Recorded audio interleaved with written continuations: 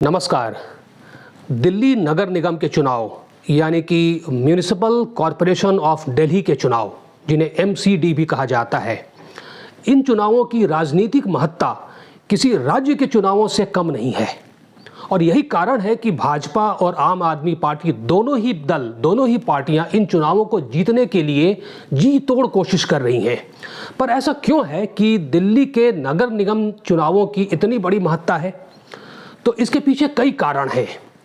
जो सबसे बड़ा और जो सबसे पहला अहम कारण है वो ये है कि दिल्ली का जो पावर स्ट्रक्चर है वो कानून की दृष्टि से एक बड़ा अहम पावर स्ट्रक्चर है।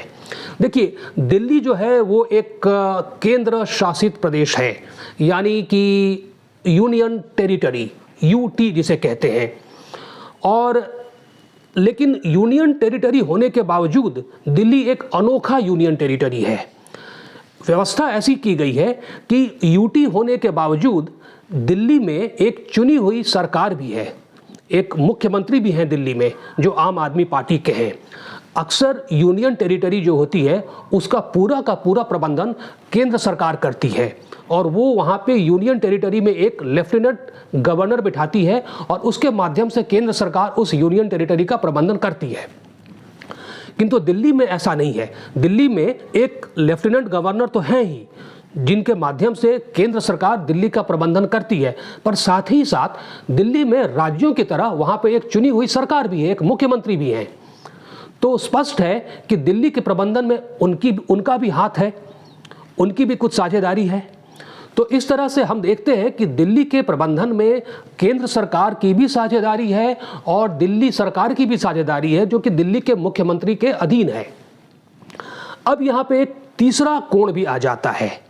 दिल्ली में जो नगर निगम है, म्यूनिसिपल कॉरपोरेशन, कई सारे प्रबंधन के कई सारे आयाम जो हैं वो म्यूनिसिपल कॉरपोरेशन के तहत में आते हैं।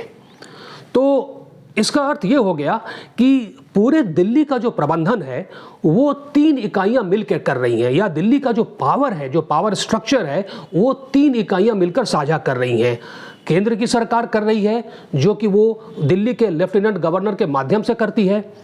दिल्ली की सरकार कर रही है चुनी हुई सरकार जिसके एक मुख्यमंत्री हैं, और एमसीडी यानी दिल्ली के जो नगर निगम है वो कर रहे हैं, उनके मेयर होते हैं। दिल्ली की जो कानून व्यवस्था है, दिल्ली की जो नौकरशाही है, जो ब्यूरोक्रेसी है, इनका प्रबंधन और भी कई और कुछ विषय हैं, इनका प्रबंधन जो है वो केंद्र की सरकार करती है जो कि भाजपा है वहाँ पे। तो इसका अर्थ ये हो गया कि पूरे दिल्ली के पावर का 1/3 भाजपा के पास है, इस पावर की जो साझेदारी है। और जो कुछ दूसरे जो विषय हैं जैसे कि बिजली की व्यवस्था है, पानी की व्यवस्था है, स्वास्थ्य की चीज़ें हैं, जो विषय हैं, इनकी देखरेख, इनका प्रबंधन दिल्ली की सरकार करती है, यानी कि आम आदमी पार्टी करती है। तो 1/3 पावर का जो 1/3 है उसकी साझेदारी वो जो है वो दिल्ली सरकार के पास आ गई, यानी कि आम आदमी पार्टी के पास है। फिलहाल जो दिल्ली के जो नगर निगम है वो कुछ विषयों को देखते हैं, जैसे कि सैनिटेशन हुआ, जैसे कि सड़कें हुई, जैसे कि दिल्ली का जो कूड़ा कचरा है उसका प्रबंधन हुआ। ये सब एमसीडी यानी कि नगर निगम के हाथों में होता है। तो इसका अर्थ ये हो गया कि आज की तारीख में दिल्ली का जो पावर स्ट्रक्चर है उसकी साझेदारी केंद्र की सरकार अर्थात भाजपा के पास में है, उसकी साझेदारी 1/3 दिल्ली की सरकार यानी कि आम आदमी पार्टी के हाथ में है, और उसकी साझेदारी 1/3 दिल्ली के नगर निगम के हाथों में है। और फिलहाल दिल्ली का जो नगर निगम है वो उस पर मुख्यतः भाजपा का ही कब्जा है। पिछले चुनाव में भाजपा ने यहाँ पे विजय प्राप्त की थी और पिछले 15 सालों से भाजपा इसको जीतती आई है। तो अब इसका मतलब ये हो गया कि केंद्र में तो भाजपा, तो दिल्ली पे 1/3 भाजपा का अधिकार, 1/3 आम आदमी पार्टी का अधिकार। और अब ये जो चुनाव होने वाले हैं नगर निगम के, इन चुनावों को अगर भाजपा जीत जाती है तो इसका अर्थ ये हो गया कि 1/3 केंद्र के सरकार के हाथों की जो ताकत है, दिल्ली पर जो अधिकार है भाजपा का, उसके साथ साथ एमसीडी का जो 1/3 है वो भी उसके पास आ जाएगा, यानी दिल्ली का जो 1/3 एमसीडी के पास में है। तो कुल मिला जुलाकर 2/3 भाजपा के पास हो जाएगा। दिल्ली के पावर स्ट्रक्चर का आधा से अधिक भाजपा के पास हो जाएगा और आम आदमी के पास सिर्फ 1/3 रह जाएगा। और अगर इन चुनावों को आम आदमी पार्टी जीत लेती है, नगर निगम के चुनावों को, तो आम आदमी पार्टी के पास 1/3 जो दिल्ली की सरकार आम आदमी की है उसके वजह से जो 1/3 दिल्ली का अधिकार है उनके पास तो है ही, और नगर निगम वो जीत जाते हैं चुनाव तो ये 1/3 भी उनके पास आ जाएगा। यानी इस पूरे पावर स्ट्रक्चर का 2/3 उनके पास आ जाएगा और भाजपा के पास केवल 1/3 रह जाएगा। तो यही कारण है कि दिल्ली नगर निगम के चुनाव इतने महत्वपूर्ण, ये पहला कारण है, इतने महत्वपूर्ण है क्योंकि यह चुनाव ही तय करेंगे कि दिल्ली प्रशासन मुख्यतः या बड़ा हिस्सा 2/3 पावर का, पूरे पावर का, दिल्ली के पावर स्ट्रक्चर का 2/3 किसके पास होगा, भाजपा के पास होगा या आम आदमी के पास होगा, आम आदमी पार्टी के पास होगा। तो यही कारण है कि भाजपा और आम आदमी पार्टी दोनों ने अपनी पूरी ताकत, पूरी शक्ति झोंक दी है दिल्ली के नगर निगम चुनावों को जीतने के लिए, और होना भी चाहिए क्योंकि दिल्ली राजधानी है देश की, उसका एक प्रतीकात्मक महत्व भी है कि देश की राजधानी पे जो शासन है वो मुख्यतः उसका बड़ा हिस्सा, उस शासन का बड़ा हिस्सा भाजपा के पास हो या आम आदमी के पार्टी के पास हो, तो ये एक देखने वाली बात है। और कोई भी दल चाहेगा कि दिल्ली का जो शासन का जो एक तरीका है, जो व्यवस्था बनी हुई है, उस व्यवस्था का बड़ा हिस्सा उसके पास में हो। तो इस कारण से, मुख्यतः इस कारण से भाजपा और आम आदमी पार्टी इस चुनाव को किसी तरह से जीतना चाहते हैं और कई तरह की रणनीतियां अपना रहे हैं। अब इस पे देखते हैं कि दूसरा कारण क्या है। तो देखिए, अब तक क्या था कि दिल्ली के जो नगर निगम हैं वहां पे 3 नगर निगम थे, जैसे कि एक था पूर्वी दिल्ली नगर निगम, दूसरा था दक्षिणी दिल्ली नगर निगम और तीसरा था उत्तरी दिल्ली नगर निगम। अर्थात ये जो नगर निगम के पास जो दिल्ली के पावर स्ट्रक्चर का जो 1/3 पावर उनके पास होता है, तो यह संभव था पहले कि इसमें भी बंटवारा हो जाए। मान लीजिए कि किसी एक नगर निगम को भाजपा ने जीत लिया और बाकी 2 को आम आदमी पार्टी ने जीत लिया, तो पूरा का पूरा 1/3 किसी एक पार्टी के पास नहीं गया। इस 1/3 नगर निगम वाले, इस 1/3 का जो पावर है ये भी बंट गए। किंतु पिछले मई में एक कानून के तहत केंद्र सरकार ने तीनों नगर निगमों को मिलाकर एक ही नगर निगम कर दिया, MCD, यानी कि दिल्ली नगर निगम। अब इसका अर्थ ये होता है कि इस बार अगर दिल्ली नगर निगम के चुनाव जो भी दल जीतता है, या तो आम आदमी पार्टी या फिर भाजपा, तो जो भी जीतेगा वो पूरी दिल्ली का नगर निगम उनके पास आ जाएगा। पहले वाली स्थिति नहीं रही कि 3 नगर निगम हैं तो हो सकता है कि एक अमुक पार्टी के पास आ गया, बाकी के जो 2 हैं किसी दूसरी पार्टी के पास, या एक दूसरी पार्टी के पास, और जो तीसरा है वो किसी और पार्टी के पास आ गया। पर अब ये स्थिति नहीं रही। अब स्थिति ये हो गई है कि या तो आप पूरा दिल्ली का नगर निगम जीतते हैं या पूरा दिल्ली का नगर निगम हारते हैं। तो इस 1/3 वाले पावर में भी बंटवारा जो पहले संभव था वो अब नहीं है। तो इसलिए इस कारण से भी दिल्ली नगर निगम के जो चुनाव हैं वो जीवन मरण का प्रश्न बन गए हैं, भाजपा के लिए भी और आम आदमी पार्टी के लिए भी। अब इसमें एक और तीसरी वजह आती है जो कि इस दूसरे वजह से जुड़ी हुई वजह है। वो वजह ये है कि जब पहले दिल्ली नगर निगम 3 भागों में बटा हुआ था, पूर्वी नगर निगम, उत्तरी नगर निगम और दक्षिणी नगर निगम, तो स्पष्ट है कि इन तीनों नगर निगमों के अपने अपने एक मेयर होते थे। तो पूरी दिल्ली में 3 मेयर होते थे, तो स्पष्ट है कि किसी भी एक मेयर के पास इस पूरे नगर निगम का अधिकार नहीं होता था। लेकिन अब जब तीनों नगर निगम मिलाकर एक कर दिए गए हैं तो अब पूरी दिल्ली में एक ही मेयर होगा।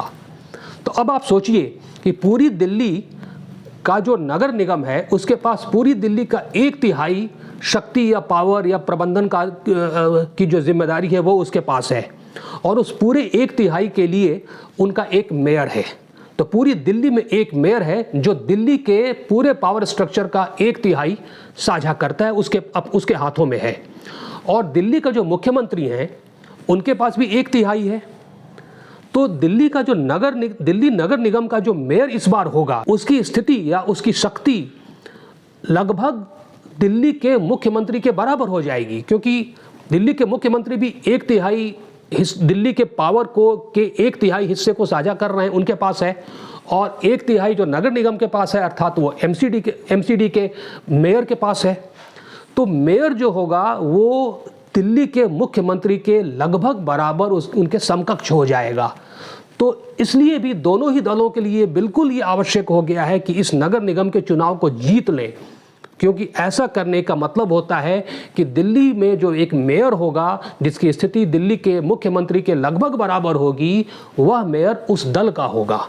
इसके अलावा अगर आप देखेंगे तो भाजपा के लिए ये नगर निगम के चुनाव इसलिए भी बड़े महत्वपूर्ण हो जाते हैं क्योंकि भाजपा, आपको जहाँ तक याद होगा कि संसद के जो चुनाव हुए तो दिल्ली में जो संसद की जो सीटें थीं उस पर तो भाजपा का बहुत बड़ा आधिपत्य हो गया, किंतु जो विधानसभा के जो चुनाव हुए वहाँ पे भाजपा ने की स्थिति अच्छी नहीं रही और वहाँ पे आम आदमी पार्टी ने काफ़ी अच्छा प्रदर्शन किया। तो भाजपा इस बार चाहती है कि अगली बार जो विधानसभा के चुनाव हों उन चुनावों में भाजपा जीत के आ जाए। लेकिन जो नगर निगम के चुनाव होते हैं, जो विधानसभा के चुनाव होते हैं, ये दोनों चुनाव स्थानीय मुद्दों पर लड़े जाते हैं। स्थानीय मुद्दे यानी कि जो दिल्ली की जो सड़कें हैं, दिल्ली के जो मोहल्ले में जो कुछ स्वास्थ्य की जो सुविधाएं हैं, दिल्ली के घर घर में जो पानी आ रहा है, ये सब स्थानीय मुद्दे होते हैं। इन्हीं मुद्दों पर नगर निगम के भी चुनाव लड़े जाते हैं और इन्हीं मुद्दों पर विधानसभा के भी चुनाव लड़े जाते हैं। तो स्पष्ट है कि नगर निगम के चुनाव इस बार अगर भाजपा जीतती है तो उसको ये संकेत होगा कि वो आने वाले समय में अगले विधानसभा चुनावों में वो जीतने का मादा रखती है, यानी कि दिल्ली के जो नागरिक हैं इन स्थानीय मुद्दों पर भाजपा को बेहतर समझते हैं। दूसरा कारण ये है कि भाजपा अगर नगर निगम के चुनाव जीत जाती है तो इसका अर्थ ये हुआ कि आम जो नागरिक हैं दिल्ली के, उनके प्रतिदिन की जो चीज़ें हैं जैसे पानी का घर में आना, बिजली, मोहल्ले में सड़क ठीक होना नहीं होना, नाले का ठीक से निकलना, तो इन सभी चीज़ों का प्रबंधन जो है वो भाजपा के हाथों में होगा।